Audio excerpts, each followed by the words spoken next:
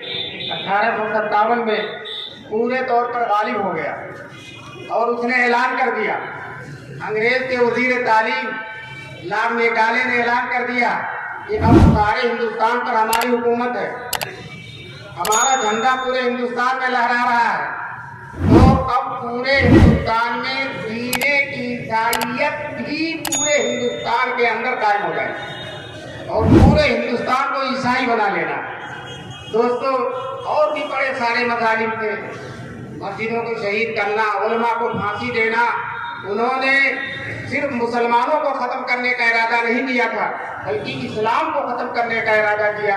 حالانکہ ان پاگلوں کو معلوم ہونا چاہیے کہ اسلام کی حفاظت کی ذمہ داری اللہ نے لی ہے اور وہ ان کے بس میں نہیں ہے۔ وہ ناک رگڑ رگڑ کے ان کی پوری ذریت قیامت تک مر جائیں لیکن اسلام کا کچھ ہونے والا نہیں ہے۔ اسلام ہے، رہا ہے اور آئندہ قیامت تک رہے گا انشاءاللہ۔ بہرحال جب ان کی زیادتیاں حد سے زیادہ گزر گئی تو علماء دیوبند حاجی امداد اللہ مہاجر مکی رحمۃ اللہ علیہ، مولانا قاسم نانوتوی رحمۃ اللہ علیہ، مولانا رشید احمد گنگوہی رحمۃ اللہ علیہ، حافظ ضامن شہید رحمۃ اللہ علیہ اور شیخ محمد تھانوی رحمۃ اللہ علیہ، یہ حضرات بیٹھے، آنا بھون میں مشورہ ہوا کہ انگریزوں کے خلاف اب قدم اٹھانا ہے، عملی طور پر میدان میں آنا ہے اور منظم طریقے سے انگریزوں سے ہندوستان کو پاک کرنے کی کوشش کرنی ہے۔ چنانچہ حافظ اس میں شیخ محمد صاحب تھانوی وہ بڑے عالم تھے، انہوں نے ان لوگوں سے کہا کہ آپ لوگ انگریزوں سے جہاد کیسے کر سکتے ہیں؟ آپ کے پاس ہتھیار نہیں ہے، تیاریاں نہیں ہیں، افراد نہیں ہے اور انگریز لیس ہیں ہتھیاروں سے، توپوں سے اور تلواروں سے اور بندوقوں سے، آپ ان کا کیسے مقابلہ کریں گے؟ تو حضرت مولانا قاسم نانوتوی رحمۃ اللہ علیہ نے کہا کہ کیا ہماری تعداد بدر والوں سے کم ہے؟ ہمارے ہتھیار اہل بدر سے کم ہیں؟ پھر مولانا شیخ احمد نے یہ کہا کہ جو ہے جہاد کے لیے کوئی امیر ہونا چاہیے، ہمارا امیر کون ہے؟ کوئی امیر نہیں، کیسے جہاد ہو سکتا ہے؟ تو حضرت مولانا قاسم نانوتوی رحمۃ اللہ علیہ نے کہا کہ حاجی امداد اللہ صاحب ہمارے امیر ہیں، ان سے بڑھ کر شان عمارت کا اور کون حامل ہو سکتا ہے؟ ہر طرح سے عمارت کے لیے سزاوار ہے۔ تو حافظ ضامن شہید تھے، کہتے کہ مولانا بحث نہیں کرنی، مسئلہ سمجھ میں آ گیا، اب جہاد ہوگا۔ چنانچہ حضرات شاملی کے میدان میں جو بہت مشہور ہے، آج بھی وہ جگہ موجود ہے، وہاں ایک مدرسہ قائم ہے، وہ اس وقت میدان تھا، وہاں یہ حضرات انگریزوں کے خلاف تلوار لے کر جو بھی ان کے پاس تھا وہ اکٹھا اور باقاعدہ بغاوت کا اعلان کر دیا۔ یہ جنگ آزادی ہے اور انگریزوں نے ان کا نام غدر قرار دیا تھا اس جنگ کا، یہ غدر ہے، حالانکہ وہ غدر نہیں ہے، وہ جنگ آزادی ہے، لیکن وہ غدر اتنا چلا کہ آج بھی ہم غدر ہی اس کو کہتے ہیں۔ بہرحال یہ بہت بڑا غدر ہوا کہ اس جو جہاد تھا ان کا نام انہوں نے غدر قرار دیا۔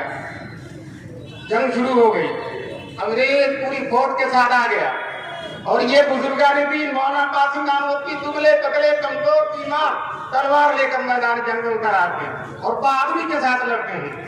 مولانا کو لڑنے کی قوت کو دیکھ کر، ہمت اور جرأت کو دیکھ کر ایک سکھ انگریزوں کے ساتھ تھے، وہ ذرا تھا مولانا لڑتے لڑتے تھک گئے تو تلوار پر ٹیک لگا کر کھڑے ہو گئے۔ وہ مولانا کے پیچھے آ کر اپنی تلوار تار کر کہتا، مولوی بڑی بہادری دکھاتا ہے، اب بتاؤ۔ تو حضرت کے اوزان ختم ہوگی اس وقت بھی نہیں گئے، تلوار سر پر ہے لیکن جو ہے بالکل اطمینان سے کہتے ہیں ذرا پیچھے دیکھ۔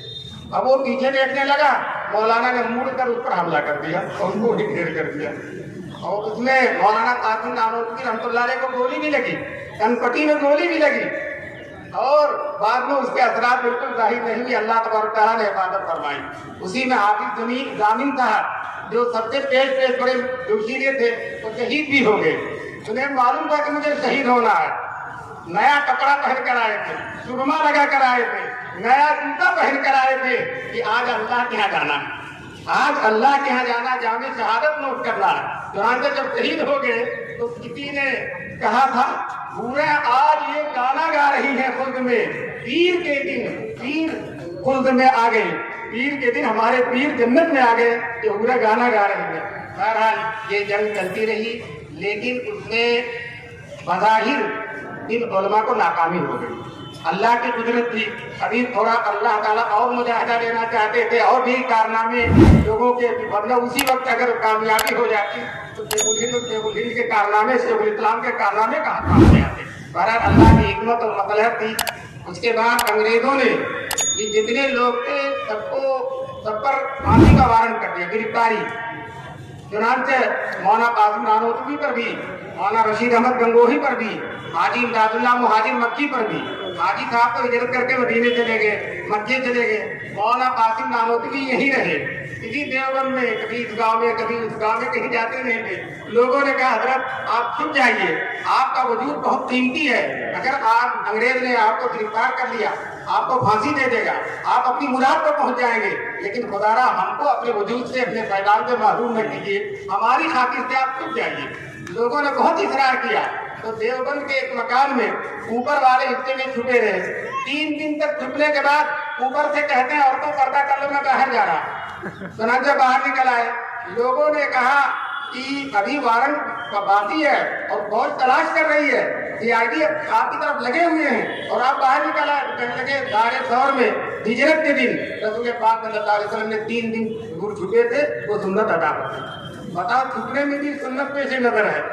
कुरान पे जो है एक दिन छत्ते की मस्जिद में बैठे हुए थे, उस वक्त दारूम नहीं था, लेकिन छत्ते की मस्जिद की दारूम से पुरानी है मस्जिद। तो उस मस्जिद में बैठे हुए थे, किसी मुखबिर ने खबर कर दी कि मौलाना कासिम नानोतवी मस्जिद के अंदर बैठे हैं।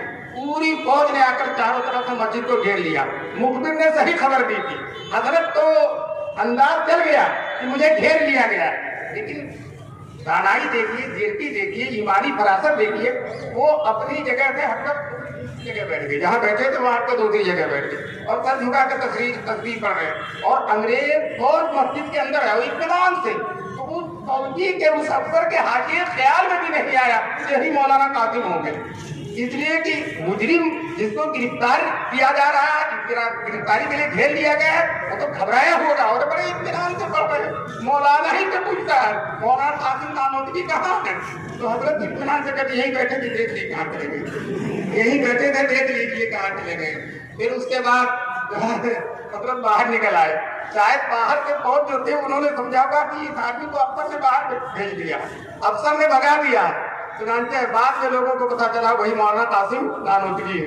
इसी तरह से मौलाना रशीद अहमद गंगोही पर भी जो है फांसी का आर्डर था और उनको तलाक किया जा रहा था।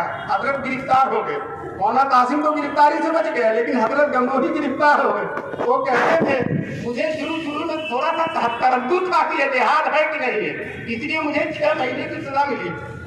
चुनांचे मौलाना गंगोही को गिरफ्तार करके मुजफ्फरनगर जेल में रखा गया और 6 महीने तक मुजफ्फरनगर जेल में रहे। लेकिन 6 महीने के अंदर हुआ ये क्या, जेल में जो चोर थे, डाकू थे, मुजरिम थे, वो सब के सब मौलाना से के साथ इल्लल्लाह की दरगाह लगाने लगे, इल्लल्लाह की दरगाह लगाने लगे। हुकूमत ने देखा कि ये तो मुजफ्फरनगर का जेल खाना गंगो की खानका बन गया, तो आप ये इसी में देखिए कि मौलाना को छोड़ दिया जाए। चुनांचे मौलाना को भी छोड़ दिया गया। शेखुल इस्लाम मौलाना हुसैन अहमद मदनी रहमतुल्लाह लिखते हैं कि अल्लाह ने गैर से इन हजरात की हिफाजत फरमाई, इसलिए कि इनसे अल्लाह ताला को बड़ा काम भी लेना था, इनकी वजह से दारुल देवबंद को कायम होना था। अगर उसी वक्त गिरफ्तार हो गए थे और खत्म कर दिए गए थे तो फिर वो बगाहिर दारुल बिना काम में आती।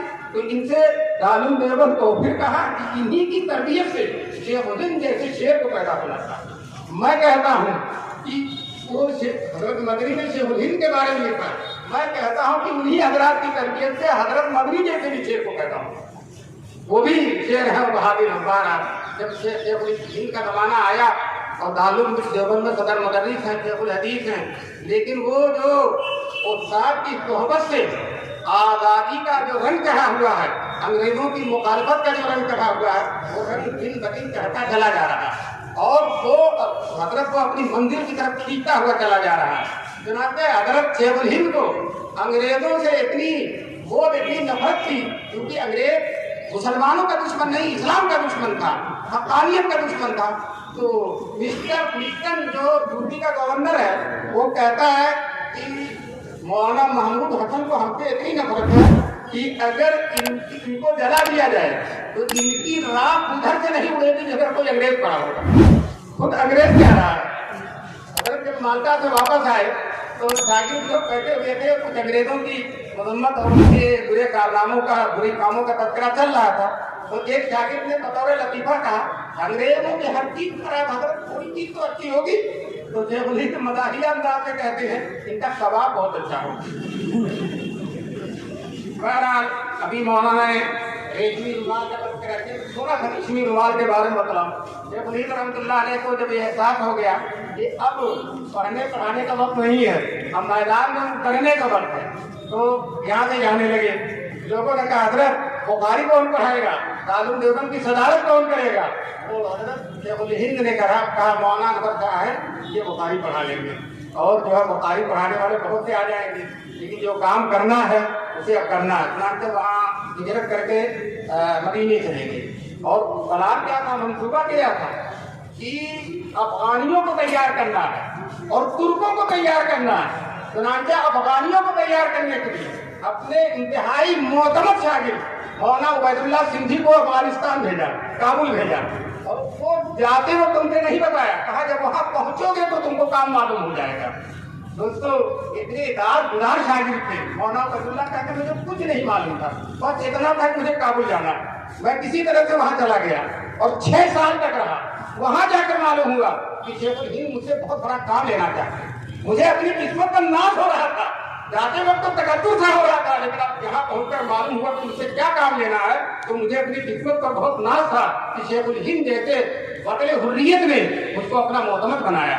चुनांचे वहाँ 6 साल तक रहे, और मकसद ये था कि अफगानियों को तैयार करें कि वो हिंदुस्तान के अंग्रेजों पर हमला कर दें, अफगानी हिंदुस्तान के अंग्रेजों पर हमला कर दें, और फिर खुद मदीने जाकर वहाँ तुर्कों की हुकूमत थी, तो तुर्कों के जिम्मेदारान अनवर पाशा, गालिब पाशा, इनसे मुलाकात करते हजरत ने तुर्कों को भी इस बात पर आमादा करना चाहा, एक तरफ से अफगानिस्तान हमला कर दे और एक तरफ से तुर्की हमला कर दे, और एक तरफ हिंदुस्तान में हिंदू और मुस्लिम मिलकर बगावत करें, और अंग्रेज चक्की के 2 पार्ट में पिस जाएगा और खत्म हो जाएगा। इतना बड़ा तलक्कर प्लान था।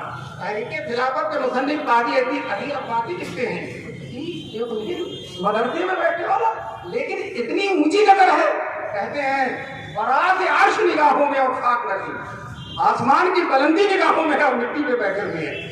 एक तरफ तुर्किस्तान को आमादा कर रहे हैं, एक तरफ अफगानिस्तान को आमादा कर रहे हैं।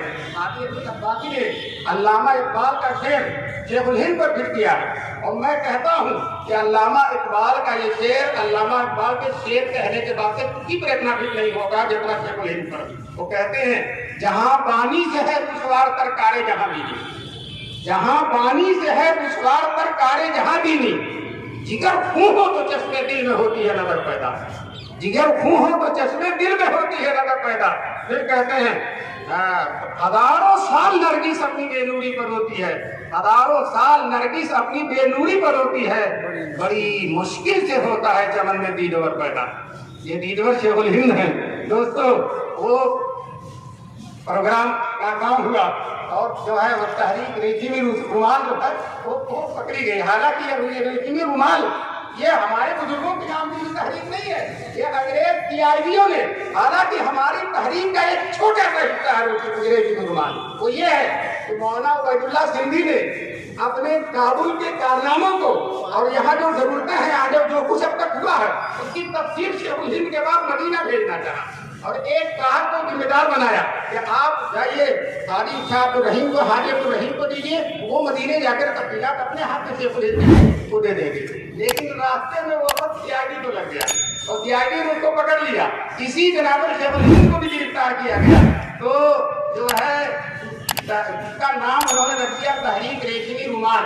हालांकि वो तहरीक रेशमी रुमाल नहीं है, बल्कि तहरीक आज़ादी हिंद है, तहरीक आज़ादी हिंद है। फिर उसके बाद शेखुल इस्लाम शेखुल हिंद माल्टा से छूट कर आते हैं। माल्टा से जब देवबंद पहुंचे हैं, देवबंद सरापा इस्तेमाल है उनके लिए, यहाँ जोहरा शायरी कर रहे हैं। एक बार कहते हैं, शेख आएंगे हुसैन अहमद को भी लाएंगे साहब, शेख आएंगे حسین احمد کو بھی لائیں گے ساتھ، شیخ آنے کو ہے اور ان کے پتہ آنے کو ہے، مالٹا سے پھر نسیم جعفزہ آنے کو ہے۔ چنانچہ شیخ الہند ٹوٹ کر ہندوستان آئے اور جب بمبئی ساحل پر پہنچے تو پورے ہندوستان کے علماء، گاندھی جی اور پورے ہندوستان کے علماء حضرت شیخ الہند کا استقبال کرنے کے لیے بمبئی پہنچے۔